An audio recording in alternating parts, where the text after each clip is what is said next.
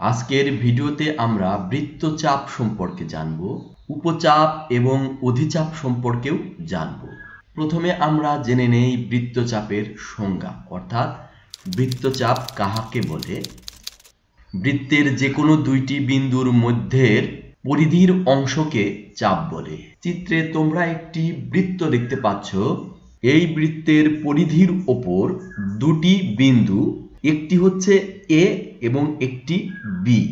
দুটি বিন্দু দেওয়ার কারণে পরিধিটি দুই ভাগে বিভক্ত হয়ে গেল। তাহলে এই যে পরিধি বিচ্ছিন্ন হয়ে গেল বা দুই ভাগে বিভক্ত হয়ে গেল, এর প্রত্যেক অংশকেই বৃত্তচাপ বলে।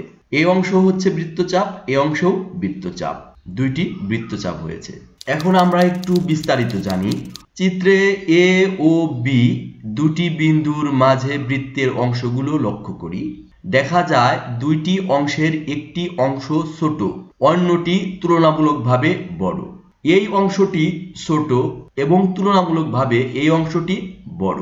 তোমাদের বোঝার স্বার্থে বড় অংশটিকে লাল করেছি এবং ছোট অংশটিকে সবুজ করেছি।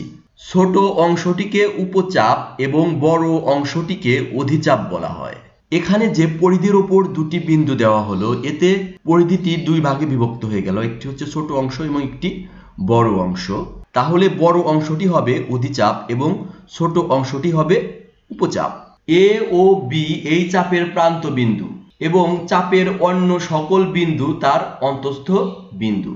চাপের অন্তস্থ একটি বিন্দু আর নির্দিষ্ট করে চাপটিকে এ আর বি চাপ বলে অভিহিত করা হয় এবং এ আর বি প্রতীক দ্বারা প্রকাশ করা হয়। শিক্ষার্থীরা বিষয়টা একটু ভালোভাবে বুঝে নেই। এখানে দুইটি চাপ হয়েছে। দুইটি চাপ হওয়ার কারণে প্রান্তে এ এবং বি বিন্দু আছে। এই দুইটি বিন্দু হচ্ছে চাপের প্রান্ত বিন্দু। এটা হচ্ছে অধিচাপের প্রান্ত বিন্দু, এটা উপচাপের প্রান্ত বিন্দু। এবং এই ভিতরের বিন্দুগুলো, অর্থাৎ উপচাপ এবং অধিচাপের ভিতরের বিন্দুগুলোকে অন্তস্থ বিন্দু নামে অভিহিত করা হয়। এখানে অধিচাপের উপর একটি বিন্দু আর নেওয়া হলো, তাহলে এই অধিচাপটি এ আর বি প্রতীক দ্বারা প্রকাশ করা হবে। আবার কখনো উপচাপটি এ বি প্রতীক দ্বারা প্রকাশ করা হয়।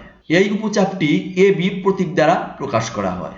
বৃত্তের দুইটি বিন্দু এ ও বি বৃত্তটিকে দুইটি চাপে বিভক্ত করে। উভয় চাপের প্রান্ত বিন্দু এ ও বি এবং প্রান্ত বিন্দু ছাড়া চাপ দুইটির অন্য কোনো সাধারণ বিন্দু নেই।